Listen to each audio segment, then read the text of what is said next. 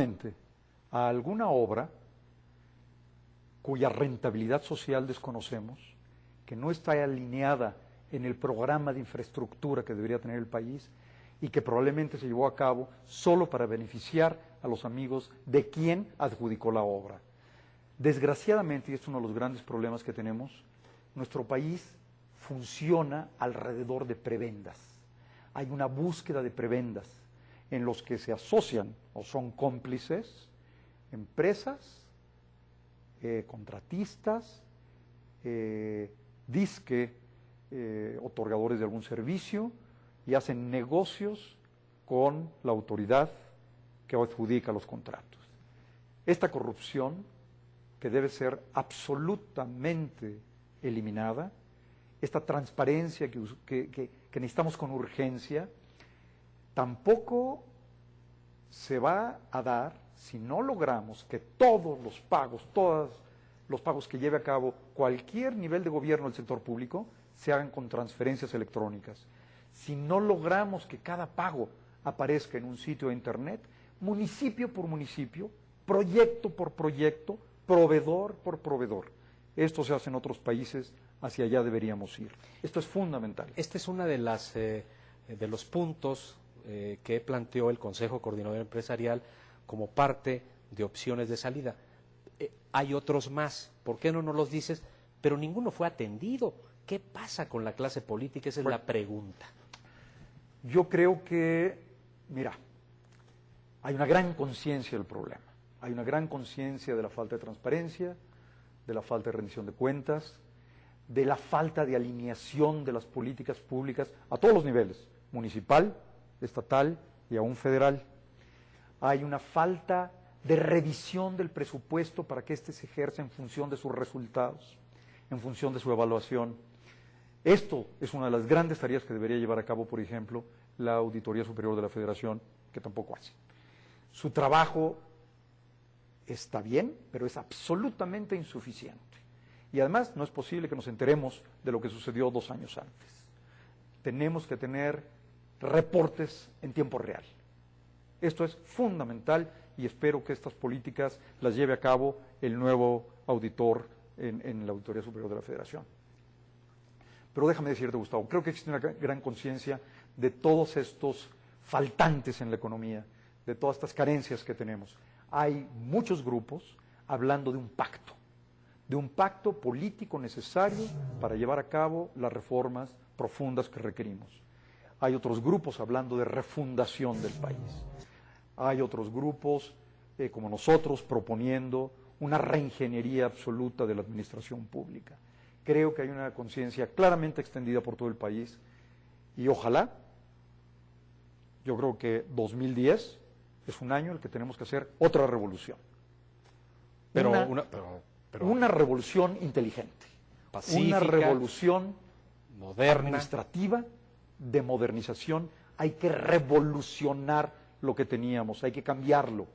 Unos le llaman pacto, está bien, creo que hay que hacer un pacto. Apuntalar bien, vigilar bien, alinear bien las políticas y las reformas que requerimos. En ese sentido, creo que esta revolución que podríamos tener en el 2010 debe ser una revolución de inteligencia, de conocimiento, de conciencia y de ética.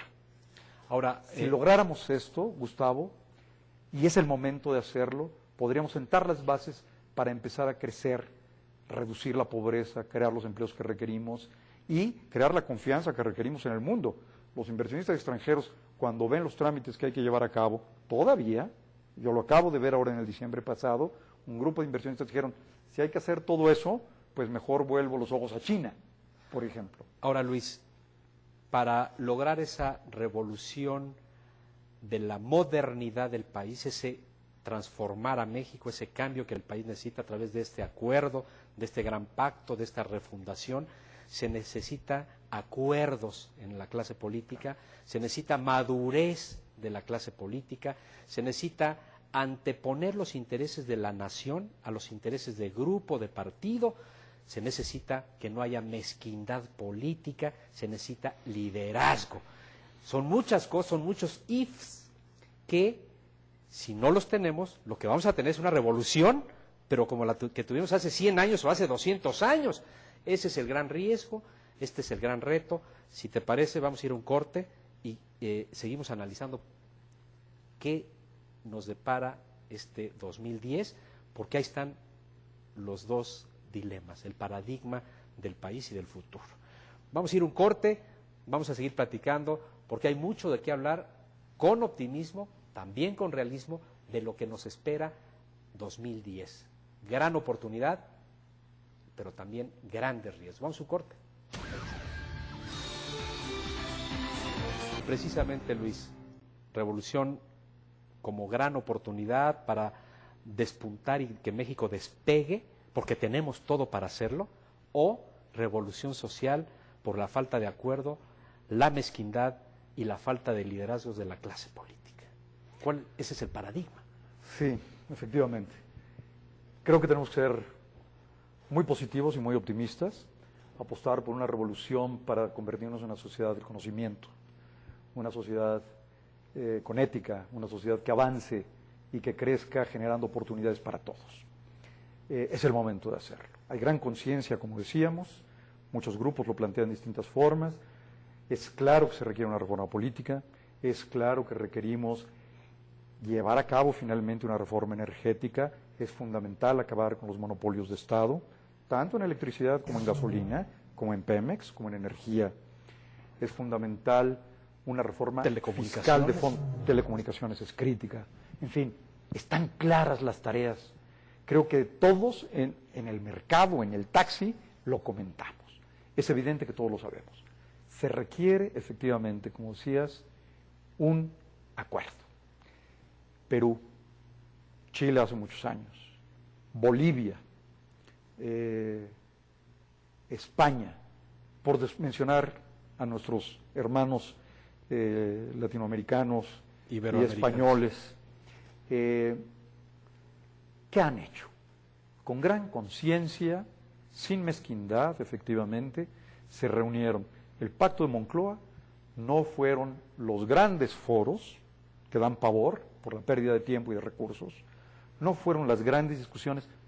Nuestro país está claramente bien diagnosticado, sobrediagnosticado. Todos sabemos qué hay que hacer. En España, el Pacto de Moncloa fue un grupo relativamente pequeño, en los que la sociedad más o menos acordó quiénes serían, académicos, intelectuales, algunos empresarios, algunos políticos, para definir lo que se tenía que hacer. Y se acordó y se llevó a cabo. Y fue fundamentalmente una reforma fiscal. Perú, es impresionante lo que han hecho, y ahí van, creciendo a tasas altas, resolviendo positivamente y de una manera inteligente y muy constructiva el país, con un claro proyecto de país. Este es el reto que tenemos. ¿Quién puede llevar a cabo este pacto? Una opción es llevar a cabo algo similar a lo que hizo España con su Pacto Moncloa. Un grupo, claro, pequeño, con gran lucidez, que diseñe algo, lo proponga y se acepte por la sociedad. Y todos apuntalando esta decisión y este camino. Si la solución tiene que ser política de otra forma, bueno, gracias al proceso democrático que hemos vivido, hoy en la Cámara de Diputados tiene una arrolladora mayoría el partido de oposición, uno de los partidos de oposición, el PRI. Es evidente, como en todas las otras democracias, que un presidente que tiene una mayoría de la oposición en el Congreso no tiene todas las herramientas para impulsar sus cambios. ¿Qué habría que hacer? En Estados Unidos le llaman el lame duck, que quiere decir